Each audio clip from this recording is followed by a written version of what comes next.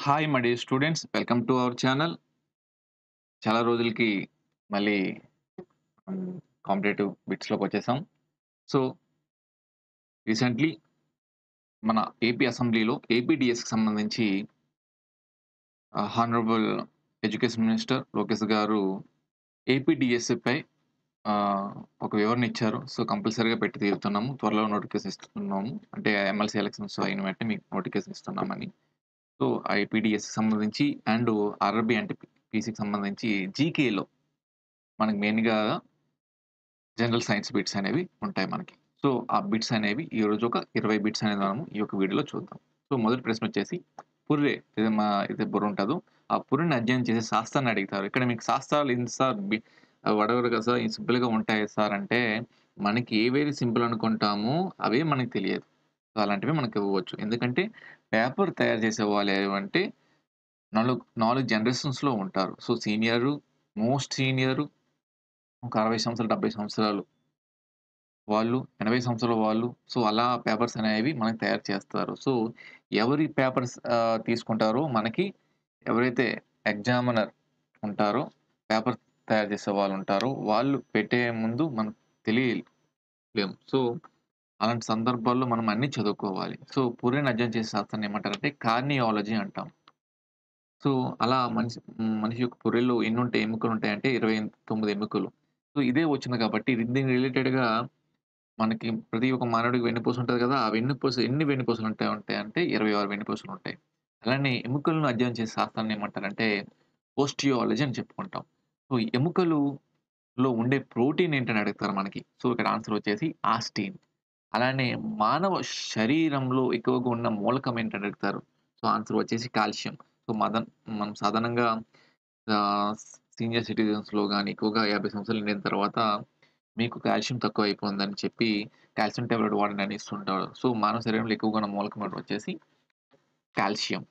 అలానే కండరాలను అధ్యయనం చేసే శాస్త్రాన్ని ఏమంటారని అడుగుతారు మనకి. సో, కండరాలను అధ్యయనం చేసే శాస్త్రాన్ని మయోలజీ అంటాము. అలానే కండరాల్లో ఉండే ప్రోటీన్ వచ్చేసి మయోసిన్ అండ్ యాక్టిన్. అలానే మానవ శరీరంలో ఉన్న కండరాల సంఖ్య వచ్చేసి 639. అలానే జ్ఞానేంద్రియాలు. జ్ఞానేంద్రియాలంటే 5 అని చెప్తాము. ఐరు, నోసు, టంగు, స్కిన్ అని చెప్తాము. సో, దానికి అధ్యయనం చేసే శాస్త్రాలు మనకు అడగవచ్చు. సో, కనుని అధ్యయనం చేసే శాస్త్రం పేరు వచ్చేసి ఆప్థమాలజీ అంటారు. కరును కన్నును అధ్యయనం చేసే శాస్త్రం పేరు వచ్చేసి ఆప్థమాలజీ. అండ్ చెవిని అధ్యయనం చేసే శాస్త్రాన్ని వచ్చేసి ఆటాలజీ అంటారు. అండ్ ముక్కును అధ్యయనం చేసే శాస్త్రం వచ్చేసి రేనాలజీ అంటారు. అండ్ నాలుకకు అధ్యయనం చేసే శాస్త్రం వచ్చేసి లారింజాలజీ అంటారు. లారింజాలజీ. అండ్ చర్మం అధ్యయనం చేసే శాస్త్రాన్నొచ్చేసి డెర్మటాలజీ అంటారు. డెర్మటాలజీ. సో, జ్ఞానేంద్రియాలు 5. సో, వాటి చేసే అధ్యయన శాస్త్రాలనేవి మనం తెలుసుకోవాలి. అలానే మనం సాధారణంగా ఒక వస్తువుని చూస్తాం. సో, ఒక వస్తువు చూసేటప్పుడు 2 కళ్ళలో అదే మనకు కనపడుతుంది. సో, 2 కళ్ళతో ఒకే వస్తువుని మనం చూడటాన్ని ఏమంటారంటే బైనోక్యులర్ అంట. బిఐఎన్‌యుసియుఎల్ఓఆర్. అలానే ఓసరవెల్లికొచ్చే సందర్భంకి మనకి రిలేటెడ్‌గా చదువుకోవాలి. ఏదైనా చదివినా రిలేటెడ్‌గా చదువుకోవాలి. సో, మనం మనోడి కోసం అడగా కాబట్టి ఇంకా రిలేటెడ్‌గా స్పెషల్‌గా ఏముంటదంటే ఓసరవెల్లి ఉంది. సో, ఓసరవెల్లి అనేది ఒక ముందు కన్నుతో ఒక కన్నుతో ముందుకు, ఒక కన్నుతో వెనక్కి చూడగలదు. దానికి సామర్థ్యం ఉంది. సో, అలా చూడడాన్ని ఏమంటారో మనకు అడుగుతారు ఎగ్జామ్‌లో. సో, మోనో కలర్ విజన్ అంటారు మనం దాన్ని. Mono colour vision. ఎంఓఎన్ఓసియుఎల్ఓఆర్. విఐఎస్ఐఓఎన్. మోనోకలర్ విజన్ అంటారు. ఒసరవెల్లి ఒక కన్నుతో ముందుకు, ఒక కన్నుతో వెనక్కి చూడగలదు. అదే మానవుడు 2 కళ్ళలో ఒకే వస్తువును చూడడాన్ని ఏమంటారంటే బైనోక్యులర్ అంటారు. అలానే కళ్ళల్లో ఉండే ఎంజైమ్ అంటారు. సో, ఎంజైమ్ ఏంటంటే లైసోజైమ్ అంటారు. కళ్ళలో ఉండే ఎంజైమ్ పేరు వచ్చేసి లైసోజైమ్. అలానే మానవుడనే వాడు దగ్గర వస్తువులను కొంతమంది పీపుల్‌లో దగ్గర వస్తువులను చూడగలుగుతారు. సో, వాళ్ళ దగ్గర వస్తువులను మాత్రమే చూడగలం వాళ్ళని ఏమంటామంటే మనము మయోపియా అంటారు.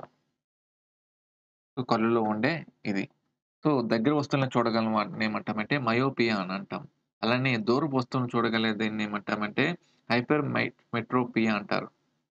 హైపర్ మెట్రోపియా అంటారు. అలానే మనకి ఒక 6, 7 నెలల క్రితము రాష్ట్రం మొత్తం మీద కళ్ళకలక అనేది వచ్చింది. సో, కళ్ళకలక వచ్చేటప్పటికి ఆ కళ్ళకలక ఏ ఒక్క వైరస్‌తో వస్తుందంటే ఎడినో వైరస్. సో, రీసెంట్‌గా మనకి ఏదైతే జరిగాయో దాన్ని బట్టి సైన్స్ బిట్‌గా అడుగుతారు. సో, అప్‌డేటెడ్ సిలబస్ అయితే. అప్‌డేట్ సిలబస్ కాకపోతే స్టాక్ జీకే మీద ఎక్కువగా పడతారు. సో, మనకి లాస్ట్‌గా ఏ ఒక్క బిట్ అయినా మనకి అప్‌డేట్‌తో ఉండాలి. అంటే కరెంట్‌లీ ఒక 4 months, 6 months, 7 months, 8 months, ninth month, 12 months back అది ఆర్ఆర్‌బీ ఎన్‌టీసీపీ అయినా కావచ్చు, డీఎస్‌ఐ అయినా కావచ్చు, ఇక ఏ ఎగ్జామ్స్ అయినా కావచ్చు. దాని రిలేటెడ్‌గా చదువుకోవాలి. సో, కళ్ళకలక అనేది ఏ ఒక్క వైరస్‌తో వస్తుందంటే ఎడినో వైరస్.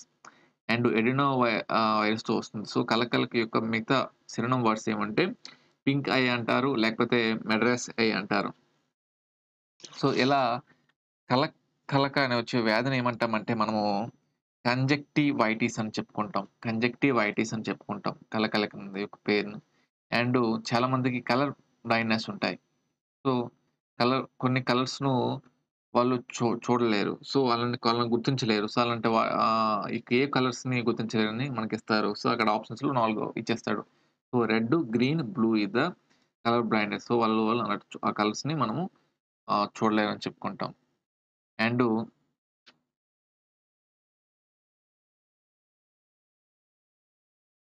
చెవికి సంబంధించి ఏదైనా గులుము తీయాలని ఏదైనా దేని యొక్క ఉపయోగిస్తారంటే హైడ్రోజన్ పెరాక్సైడ్‌ని ఉపయోగిస్తారు.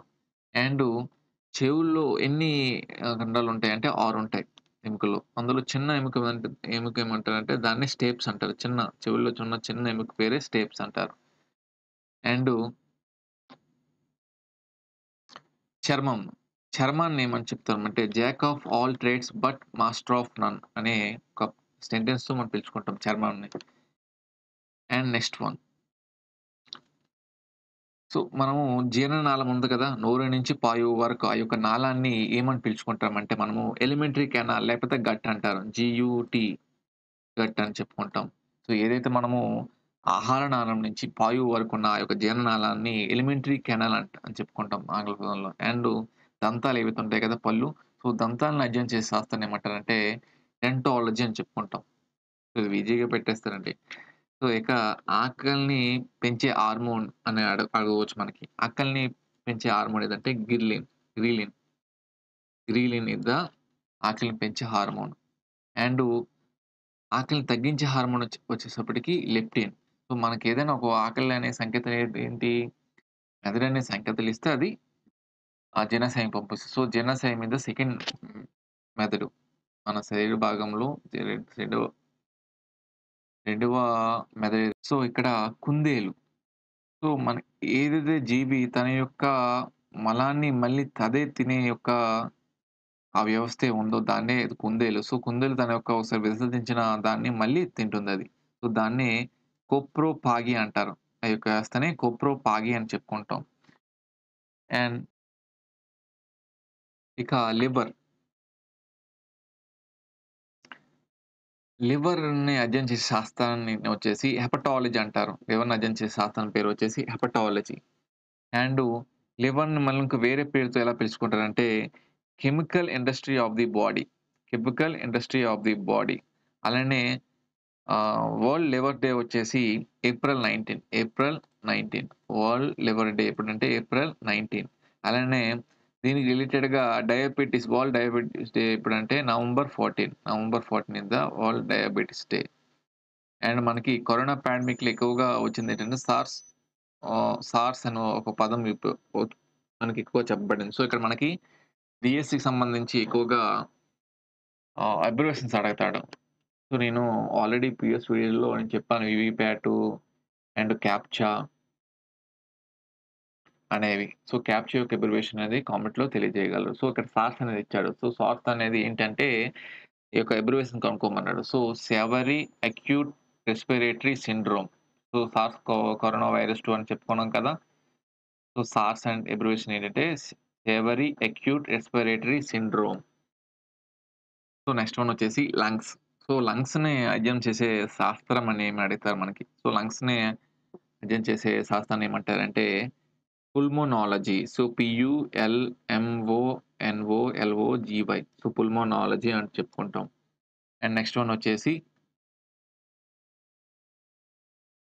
William Harvey. So, William Harvey ఏంటి సార్ అంటే, మనకి రక్త అనే ప్రసరణ వ్యవస్థ ఏదైతే ఉందో, ఆ రక్త ప్రసరణ అనేది ఇలా జరుగుతుందని చెప్పిన మొదటి శాస్త్రవేత్త ఎవరంటే William Harvey.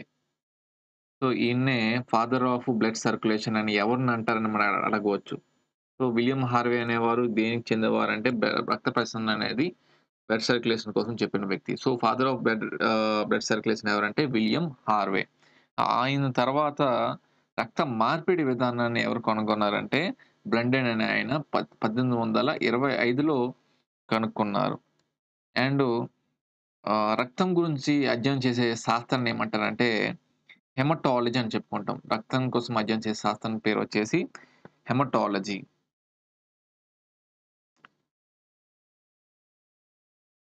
And next question వచ్చేసి రక్తము గడ్డ కట్టక ముందు పైకి కనిపించే తెలుపు రంగు ద్రవం ఏంటి అని అడగవచ్చు. సో, ఈజీ కాకపోతే దాన్ని మనము సెంటెన్స్‌ని చూడగలగాలి.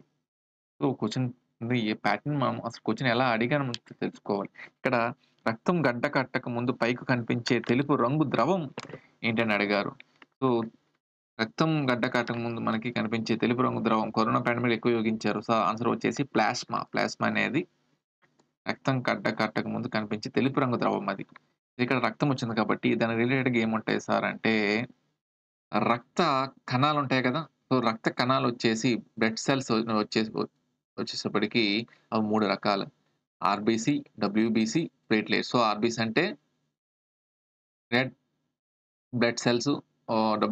డబ్ల్యూబీసీ అంటే వైట్ బ్లడ్ సెల్స్ అంటారు. And platelets. సో, ఇక్కడ సాధారణంగా ఆహ్, ఆర్‌బీసీ ఏదైతే రెడ్ బ్లడ్ సెల్స్ యొక్క ఎర్ర రక్త కణాల యొక్క జీవిత కాలం ఎంతంటే 120 రోజులు ఆర్ 4 నెలలు. అండ్ వైట్ బ్లడ్ సెల్స్ యొక్క జీవితకాలం ఎంతంటే 12-13 రోజులు. ప్లేట్‌లెట్స్ యొక్క కాలం ఎంతంటే 7-9 రోజుల కాలం. సో, ఇవి 26 బిట్లు. సో, నెక్స్ట్ వీడియోలో ఇంకా జనరల్ సైన్స్ బిట్స్ అనేది నేను చెప్తాను. సో, ఒకరోజు హిస్టరీ అప్‌లోడ్ చేస్తాను. ఒకరోజు జియోగ్రఫీ అన్నీ మన క్లాస్‌లో చెప్పబడును. సో, ఎన్‌టీపీసీ మీద ఎవరైతే ఎన్‌టీపీసీ రాస్తున్నారో ఆర్ఆర్‌బీ. సో, వాళ్ళ కోసం ఆల్రెడీ నేను వీడియో చేశాను. అండ్ మీకు డీఎస్సీ వాళ్ళకి ఎలా జీకే వస్తది, కరెంట్ అఫైర్స్ అనేది వచ్చి ఆల్రెడీ నేను వీడియో చేసి ఉన్నాను. సో, డిస్క్రిప్షన్‌లో ఇస్తాను. చూసి ఎంజాయ్ చేయండి. Wish you all the best for your examination. జై హింద్.